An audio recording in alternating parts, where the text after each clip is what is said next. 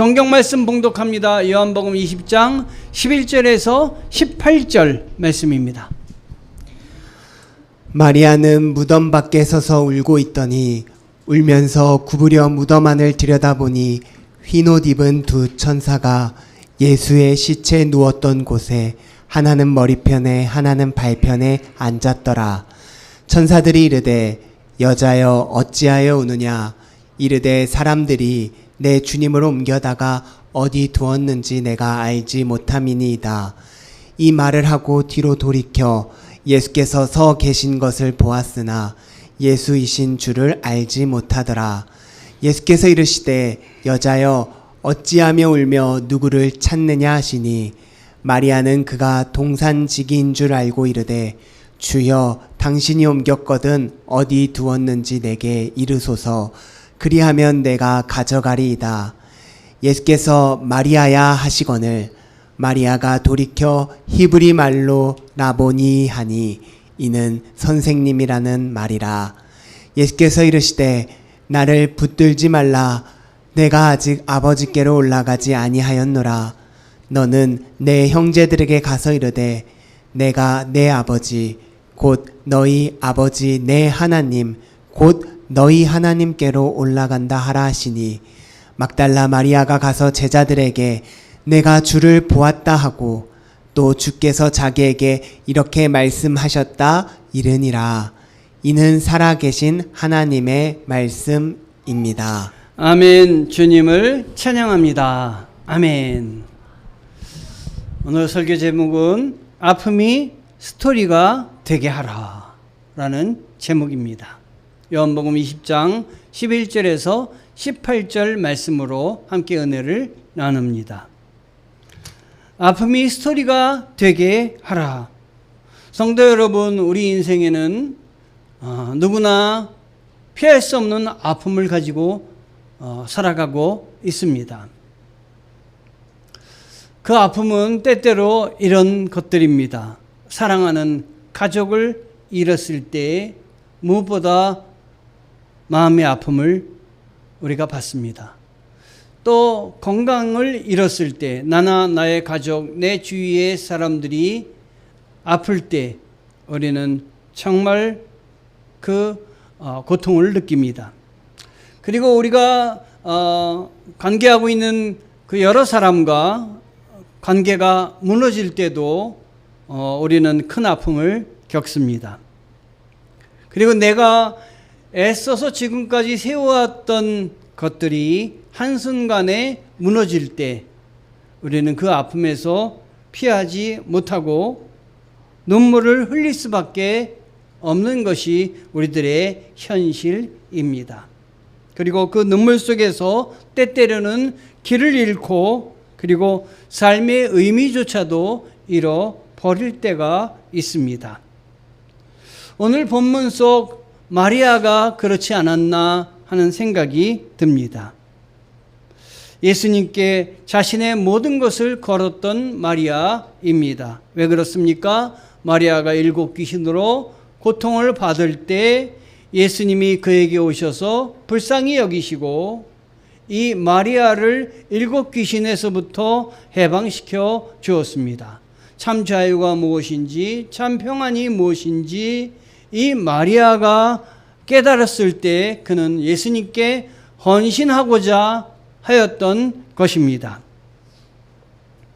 그런데 이렇게 예수님에게 온 모든 그 삶의 방향을 정하고 예수님을 그 후로부터 따라다녔던, 추종하였던 그 마리아였는데 그만 마리아가 예수님이 돌아가시는 십자가에 달려 죽으시는 그 고통을 당하게 된 것입니다. 예수님의 십자가 사건은 이 마리아에게는 청천벽력과 같아서 모든 것이 한꺼번에 모두 다 무너지는 그러한 일을 경험하게 된 것입니다.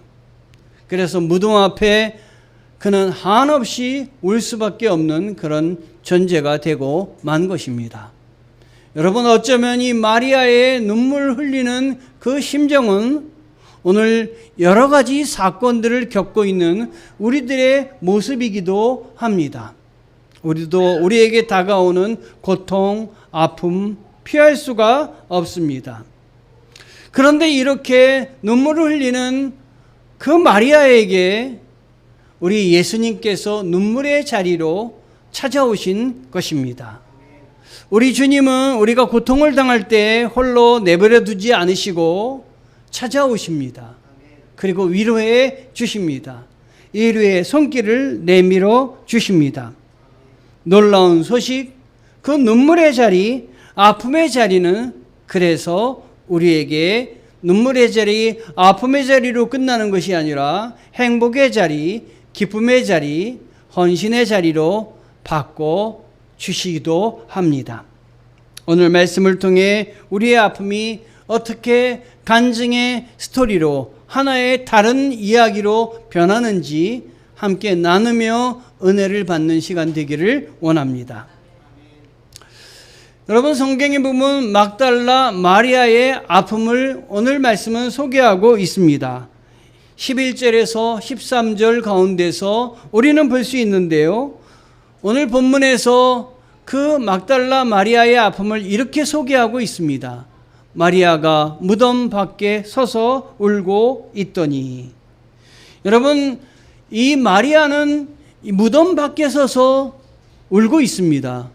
이 마리아가 흘리는 눈물의 의미는 무엇일까요? 단순한 감정의 눈물이었을까요? 예수님이 죽으심으로 모든 희망이 사라졌습니다. 마지막 기대했던 시신마저 그 시신 가지고 장례를 잘 치러 드리라고 마음을 먹었는데 시신마저 사라졌을 때 그의 상실감은 이루 말할 수가 없었습니다.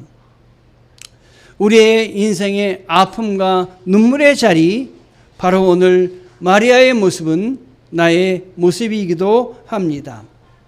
성도 여러분, 우리도 인생을 살다 보면 무덤 앞에 서서 우는 순간이 있을 줄 압니다. 때때로 우리는 희망이 끊어질 때가 많이 있는데 그 희망이 끊어지는 이유는 경제적인 어려움 때문이기도 합니다. 그리고 질병 앞에서 사람들과의 관계와 상처 때문에 우리가 어려움을 겪기도 합니다. 길이 끊겨진 같은 상황 앞에서 바로 우리는 희망을 접게 되고 그리고 아픔으로 허덕이게 될 수도 있습니다. 슬픔이 그러나 소망으로 바뀌는 순간 요한복음 20장 14절에서 16절에 주님은 우리를 선하게 이끌고 계십니다. 그 고통의 순간에도 우리 주님은 그 자리로 찾아오셔서 우리로 하여금 새로운 곳으로 믿음으로 나아가게 인도하십니다. 예수님은 그 슬픔의 자리를 기쁨으로 바꿔주시는데 이 마리아에게 찾아오셔서 예수님께서 마리아를 부르십니다. 마리아야, 마리아야. 아주 다정한 음성으로 어찌하여 울고 있느냐? 지금 누구를 찾고 있느냐? 예수님은 부르십니다. 그러나 마리아는 여전히 예수님을 알아보지 못했습니다.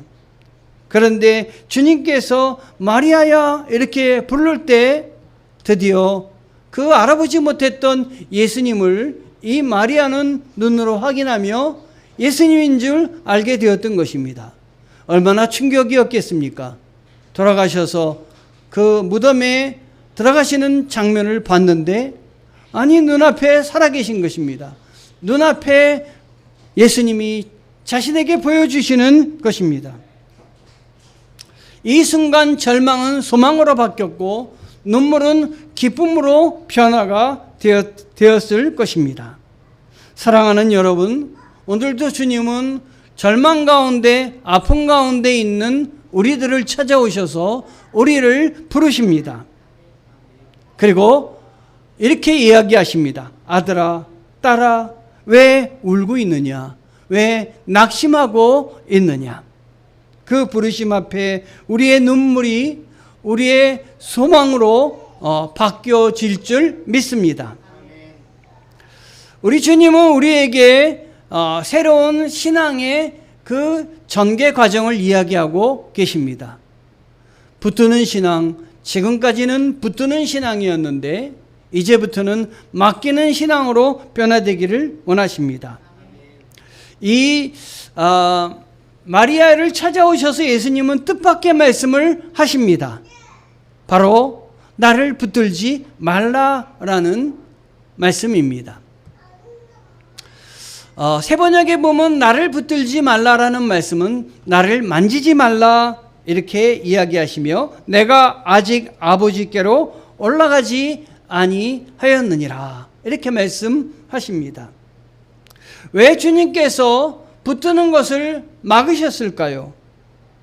여기서 붙든다 이 말은 단순히 손으로 만지는 것만이 아닙니다.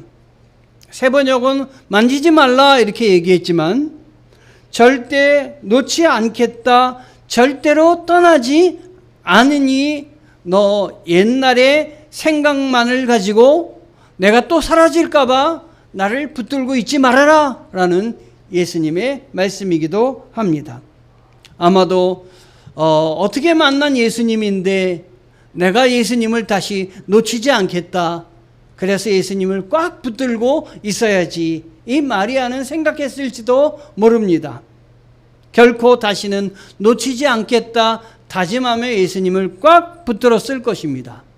그런데 예수님께서는 말씀하십니다. 나를 붙들지 말라.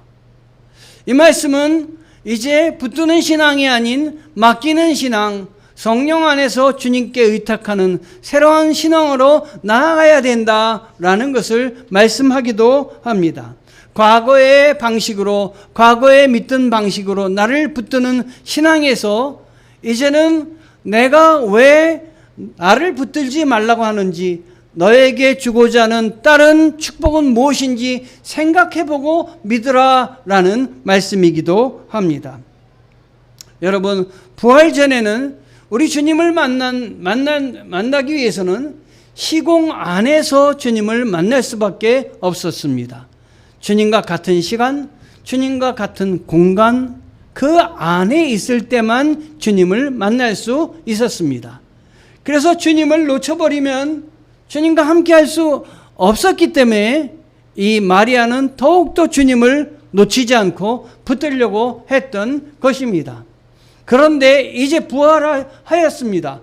주님이 부활하신 그 후에 주님은 이제는 시간과 공간을 초월해서 함께 하시는 주님이십니다.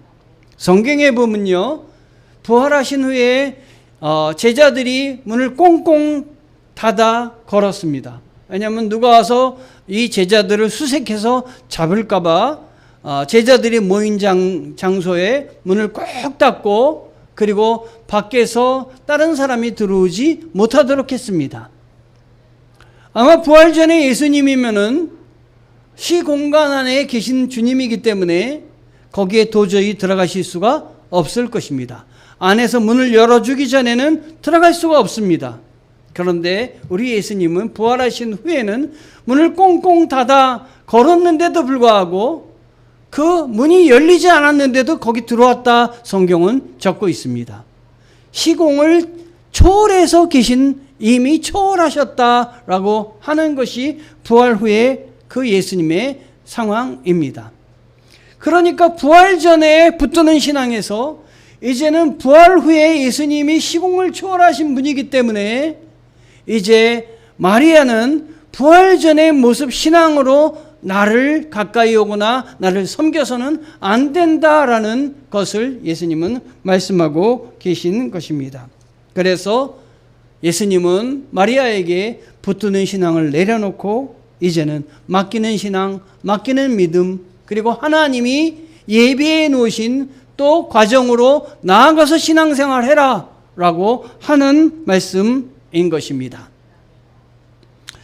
여러분, 성경의 히브리어에 보면은 안드로포스라는 말이 있습니다.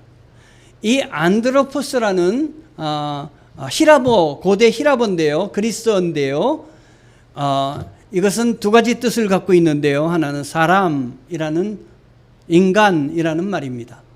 또 하나는 하늘을 향해 있다라는 의미가 있습니다. 사람은 땅을 향하는 것이 아니라 하늘을 향해서 살아야 됩니다. 하늘을 바라보는 존재입니다. 근데 우리는 때때로 하늘을 바라보고 하늘의 뜻을 찾기보단 땅에 붙잡혀서 땅의 것들을 많이 생각할 수가 있습니다. 제가 초등학교 6학년 때요, 길을 가다가 우연히도 떨어진 돈을 발견했습니다. 그런데 그 돈이 지금으로 생각하면은 초등학교 6학년이 감당하기 힘든 돈이었던 것 같아요. 한 5만 원 정도 떨어졌던 것 같아요. 그것을 잡았으니 얼마나 신이 났겠습니까?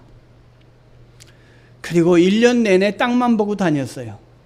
돈에 붙잡혀가지고 땅만 보고 다녔는데, 그걸 좋은 일에 써야 되는데 친구들과 나눠 먹었던 것 같아요. 그래서 제 옆에 있던 친구들이 아주 저를 굉장히 떠받들었습니다. 제 옆에 있으면 큰 도움을 얻을 것 같아서 제 옆에 사람이 꼬였습니다. 제가 이것을 생각하며 고대 옛날 그 만몬이라는 그 존재를 생각해 보게 됐어요.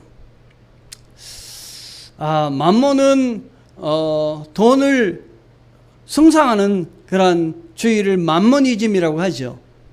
근데 만몬의 이 천사 만몬의 특징은 땅을 바라보면서 가면서 땅 속에 있는 금맥 보물을 찾아내는 거예요. 아주 그 사람이 여기 보물이 있다 그러면은 그냥 보물이 거기 묻혀 있는 거예요. 그러니까 그를 따라다니는 사람에게 금은보와 재산을 선사를 했습니다. 많은 사람이 꼬이게 됐고 그를 좋아하게 됐어요. 하지만 이 만몬이 반역하는 존재에 어울려가지고 쫓겨나게 됩니다.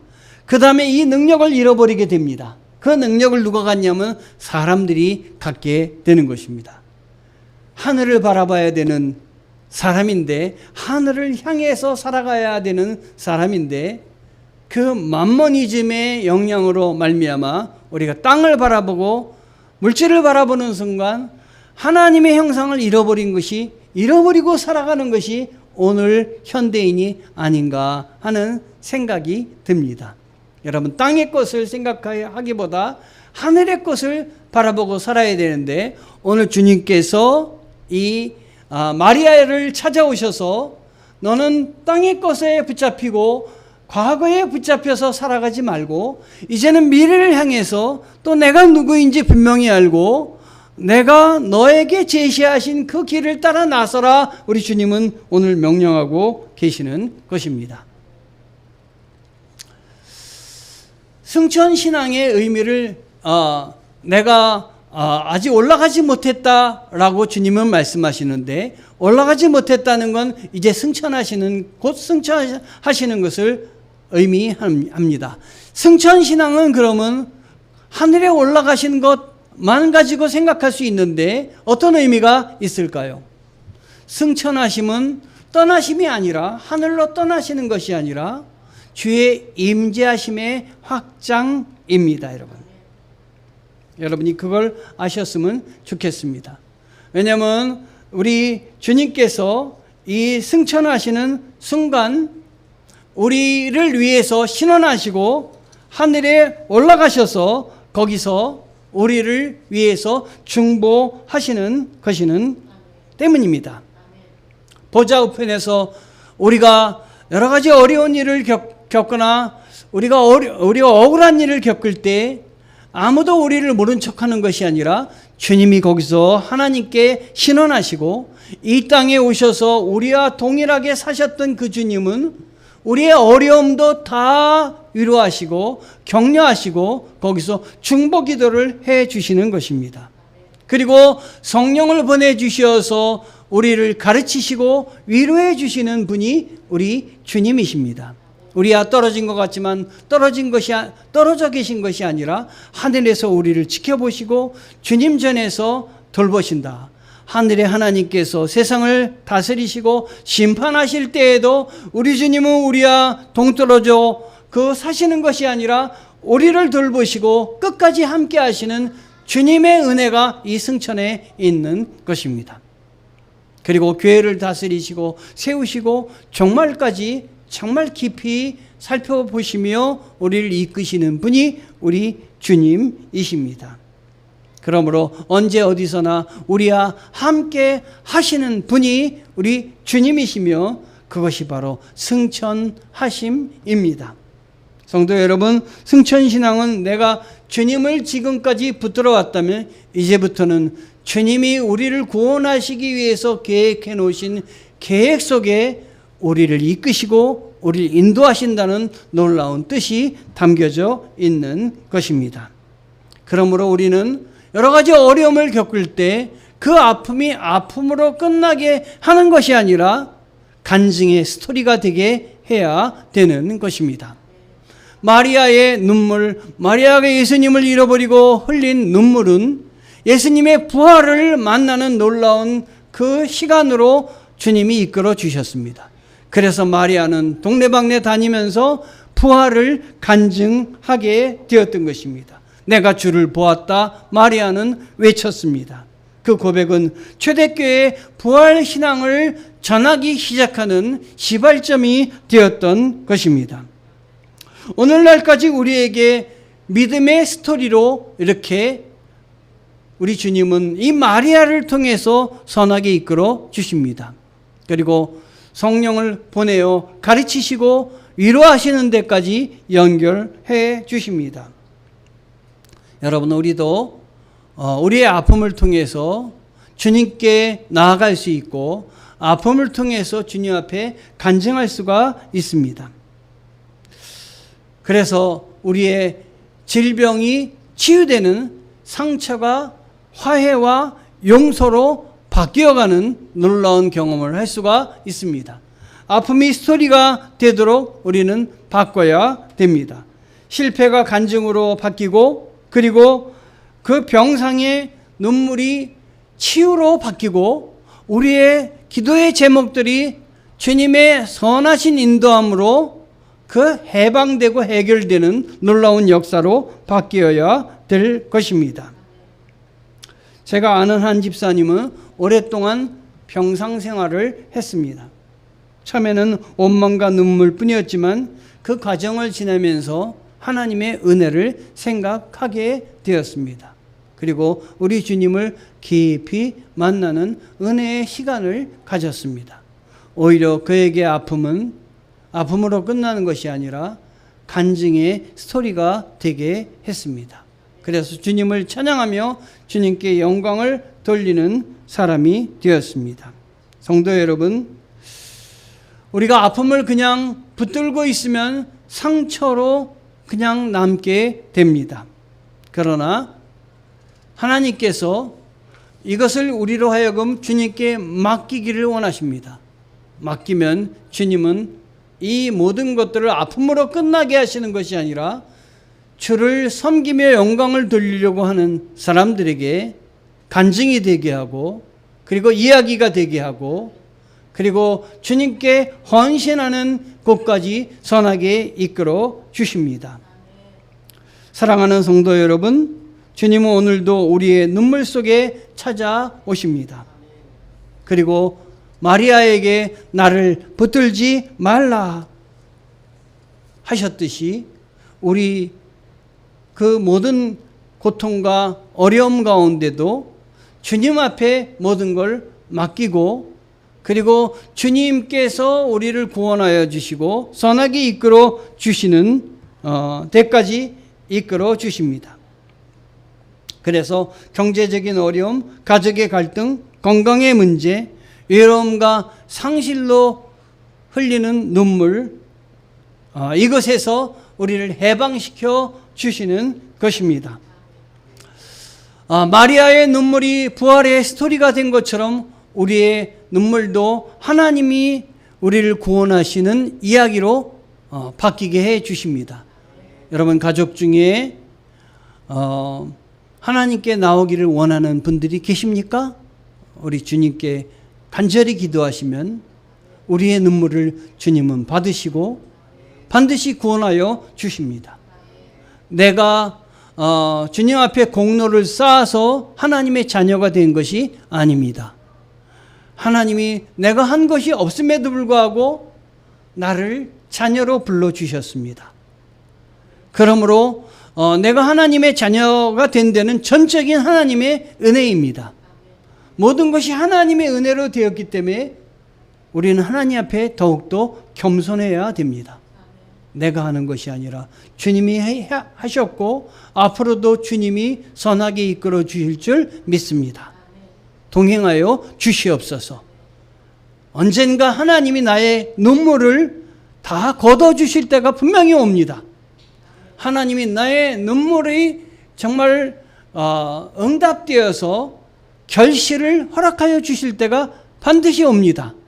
나를 선하게 이렇게 오늘까지 이끌어 주셨듯이 내가 기도하는 제목들, 내가 기도하는 사람들, 모든 것들도 선하게 이끌어 주시옵소서. 눈물이 변하여 구원으로 이어지게 도와 주시옵소서. 기도하시기를 원합니다. 아픔이 스토리가 되게 하셔야 됩니다. 아픔이 아픔으로 끝나는 것이 아니라 구원의 스토리로, 하나님의 은혜의 스토리로 승화되게 여러분 믿음을 가지고 계속해서 기도하십시오. 그 스토리로, 그것 때문에 하나님께 더욱더 영광을 돌리기를 원합니다. 나의 연약함 때문에 쓰러지는 것이 아니라 나의 연약함 때문에 오히려 주님을 덧입고 주님께 더욱더 깊이 나아가는 우리가 되기를 원합니다. 그래서 세상에 소망을 전하며 하나님을 기쁘시게 해드리는 우리 하나님의 일꾼들이 되기를 원합니다. 우리 교회 표입니다. 구하라, 찾으라, 두드리라. 깊이 생각해 보시기 바랍니다. 그냥 표로 놔둘 것이 아니라 내 삶의 표가 되기를 원합니다. 말씀을 통해서 하나님의 뜻을 구하자. 기도를 통해서 삶의 기쁨과 감사를 찾자. 나눔을 통해서 이웃의 문을 두드리자입니다. 이 한 주간 삶의 적용점을 찾아보도록 하겠습니다. 나의 이름이, 나의 아픔이 간증의 스토리가 되도록 은혜를 구하시기 바랍니다. 하나님께 영광을 돌릴 방법을 나의 삶에서 찾아보시기를 바랍니다. 그리고 실천하시기를 바랍니다.